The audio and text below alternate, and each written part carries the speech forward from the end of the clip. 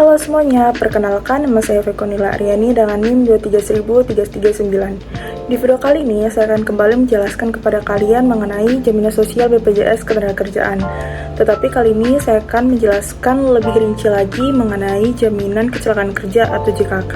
Tonton terus video ini sampai habis ya. Jadi yang pertama saya akan menjelaskan apa itu jaminan kecelakaan kerja. Jadi jaminan kecelakaan kerja atau JKK adalah program perlindungan yang diberikan ketika peserta mengalami kecelakaan kerja atau penyakit yang disebabkan oleh lingkungan kerja.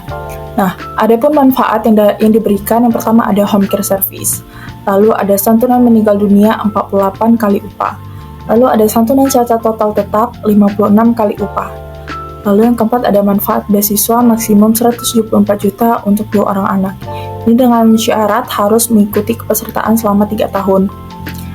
Lalu yang kelima ada perawatan tanpa batas biaya sesuai dengan indikasi medis yang dialami. Dan yang terakhir ada santunan sementara tidak mampu bekerja. Jadi di 12 bulan pertama dengan perlindungan 100%. Kemudian 50% untuk bulan berikutnya hingga sembuh. Nah, mungkin banyak yang mengira kalau misalnya JKK akan bisa memberikan perlindungan bagi orang yang kecelakaan di tempat kerja aja. Tapi, gak cuma itu, ada 2 jenis lainnya. Nah, jadi aku rinci lagi ya. Yang kecelakaan di lokasi kerja itu, yang pertama, kecelakaan yang terjadi di area atau lokasi kerja. Yang kedua, ada kecelakaan saat melakukan pekerjaan. Yang ketiga, kecelakaan di sekitar tempat kerja saat jam kerja. Nah, jadi bukan hanya di lokasi kerja, selanjutnya ada kecelakaan dalam perjalanan. Jadi perjalanan dari rumah ke tempat kerja atau berangkat kerja. Lalu perjalanan dari tempat kerja ke rumah atau pulang kerja. Dan dengan syarat itu harus dalam waktu yang wajar. Jadi tidak singgah lagi. Jadi emang dari rumah ke tempat kerja dan dari tempat kerja ke rumah tanpa ada singgah. Dan harus melalui rute yang wajar atau yang biasa dilalui. Dan yang ketiga ada penyakit akibat pekerjaan. Penyakit yang disebabkan oleh pekerjaan atau alat kerja, bahan, proses maupun lingkungan kerja. PAK timbul sebagai akibat paparan faktor risiko yang berkaitan dengan pekerjaan dalam jangka waktu tertentu. Nah, jadi misalnya untuk orang yang bekerja di area polusi udara tinggi, sehingga rentan terkena penyakit pernafasan. Atau orang yang pekerjaannya berkaitan dengan cairan kimia, sehingga rentan terserang penyakit akibat paparan kimia.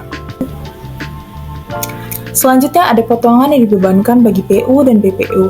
Di sini saya akan menjelaskan yang dibebankan bagi PU terlebih dahulu. Namun ada perubahan regulasi dari PP nomor 44 tahun 2015 menjadi PP nomor 7 tahun 2005. Dan sesuai dari pasal 4, keringanan iuran jaminan kecelakaan kerja atau JKK diberikan sebesar 50%. Sehingga iuran JKK untuk setiap kelompok tingkat risikonya terbagi menjadi 5. Yang pertama ada tingkat risiko sangat rendah, yaitu sebesar 0,24% dari upah sebulan diberikan keringanan sehingga menjadi 0,12% dari upah sebulan. Yang kedua ada tingkat risiko rendah, yaitu sebesar 0,5% dari upah sebulan diberikan keringanan sehingga menjadi 0,27% dari upah sebulan.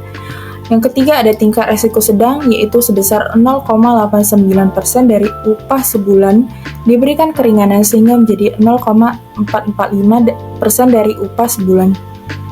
Yang keempat ada tingkat risiko tinggi, yaitu sebesar 1,27% dari upah sebulan diberikan keringanan sehingga menjadi 0,635% dari upah sebulan.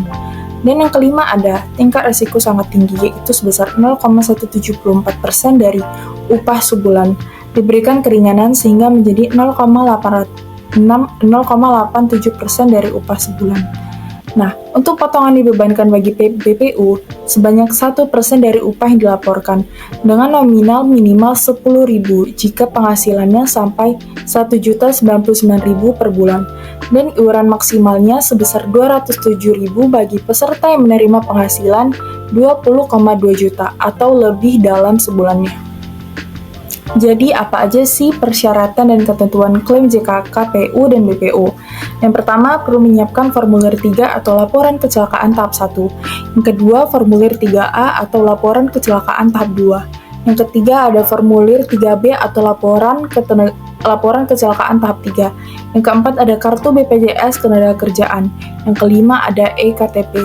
Yang keenam, ada kronologis kejadian kecelakaan plus fotokopi EKTP 2 saksi. Yang ketujuh ada laporan kepolisian apabila kecelakaan lalu lintas. Yang kedelapan ada kwitansi pengobatan dan perawatan. Yang kesembilan ada surat perintah tugas luar atau lembur jika kejadian di luar waktu kerja. Yang ke-10 ada fotokopi absensi jika kasus kecelakaan terjadi pada waktu kerja. Yang ke-11 ada buku tabungan. Dan yang terakhir ada NPWP jika saldo lebih dari 50 juta. Terus untuk prosedur klaim JKK-nya ini gimana sih? Yang pertama kita perlu membuat laporan kecelakaan kerja. Laporan kecelakaan kerja dapat dilakukan secara lisan atau tertulis di kantor BPJS. Kemudian laporan tertulis juga bisa dikirim melalui email resmi BPJS ketenagakerjaan, yaitu care@bpjsketenagakerjaan.go.id. Dan laporan harus dilakukan maksimal 2 kali 24 jam setelah kejadian kecelakaan. Jadi sama saja tidak boleh lebih dari 2 hari. Kemudian membuat laporan tahap 1. Yang pertama, isi formulir laporan kecelakaan kerja tahap 1 di laman resmi BPJS Ketenagakerjaan www.bpjsketenagakerjaan.go.id. Lalu lampirkan surat keterangan sakit dari dokter atau rumah sakit. Nah, untuk membuat laporan tahap 2, yang pertama jika karyawan sembuh, BPJS akan menghitung dan membayar biaya perawatan. Jika karyawan meninggal, isi formulir 3A dan lampirkan yang pertama ada fotokopi kartu BPJS Ketenagakerjaan. Kedua, surat keterangan dokter dalam bentuk form 3B atau 3C BPJS.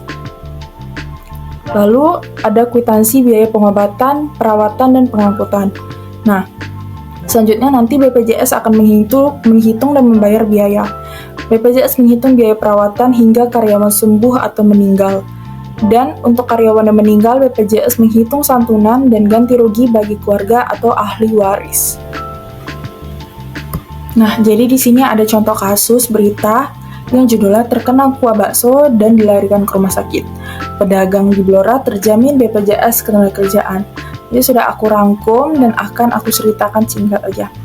Ada ibu bernama Danik Nurhayanti, seorang pedagang bakso di Blora mengalami kecelakaan kerja pada Minggu, tanggal 11 bulan 8 sore ketika hendak berdagang, di mana ia tersiram kuah bakso panas dan menderita luka serius sehingga harus dirawat di RSUD Dr. R. Sutijono Blora. Karena Dani adalah peserta aktif BPJS Ketenagakerjaan, musibah ini dikategorikan sebagai kecelakaan kerja, dan seluruh biaya pengobatannya dijamin oleh Program Jaminan Kecelakaan Kerja atau JKK PP Jamsostek hingga ia sembuh total. Nah, jadi Kepala Cabang BPJS Ketenagakerjaan Agus Suyono saat menjenguk menegaskan bahwa jaminan ini adalah wujud kehadiran negara untuk melindungi para pekerja. Danik sendiri mengucapkan terima kasih karena merasa sangat terbantu dengan layanan dan jaminan diberikan BPJS Ketenagakerjaan Cabang Blora. Agus juga mengajak seluruh pekerja untuk segera bergabung menjadi peserta BP Jamsostek untuk mendapatkan perlindungan dari program-programnya seperti JKK, JKM, JHT, dan lain-lain. Nah, yang terakhir ini ada mitos dan fakta JKK. Jadi, banyak orang yang mengira yang pertama nih ada hanya kecelakaan di tempat kerja yang ditanggung. Tapi faktanya nggak itu. JKK akan menanggung kecelakaan yang terjadi di lokasi kerja, dalam perjalanan menuju atau kembali dari tempat kerja, dan penyakit akibat kerja. Nah, yang kedua nih, ada juga yang bilang kalau biaya pengobatan JKK itu ada batasnya. Tapi faktanya, seluruh biaya pengobatan dan perawatan ditanggung penuh oleh BPJS Ketenagakerjaan hingga peserta sembuh total. Jadi benar-benar gak ada batas biayanya. Dan yang ketiga, nah, JKK ini bisa dicairkan sebagai saldo atau seperti JHT. Tapi faktanya JKK ini program perlindungan yang manfaatnya diberikan saat terjadi resiko. Jadi bukan tabungan yang bisa dicairkan sewaktu-waktu gitu. Cukup sekian informasi mengenai jaminan kecelakaan kerja yang dapat saya sampaikan kepada kalian semua. Mohon maaf bila ada kesalahan kata atau salah dalam penyampaian informasi. Terima kasih semuanya.